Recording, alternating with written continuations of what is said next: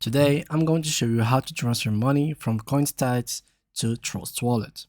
First, go ahead and open CoinStats and make sure that you have Trust Wallet, the extension on your browser. Now, after you do so, simply go ahead and click on Connect and choose Trust Wallet from here. Click on Connect through here and it should be connected. Mine is connected already.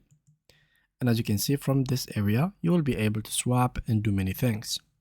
Now, to transfer money, all you need to do is to simply click on your assets. Here I have 0 assets, but usually in case you had any assets, you will have here, for example, cryptocurrencies as USDT, Bitcoin, etc.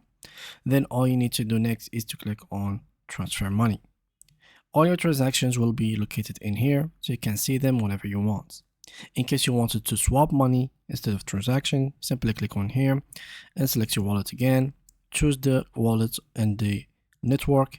Here choose with which token you would like to pay and which token you would like to receive. Select Paycoin, and just like that you will transfer money and swap them.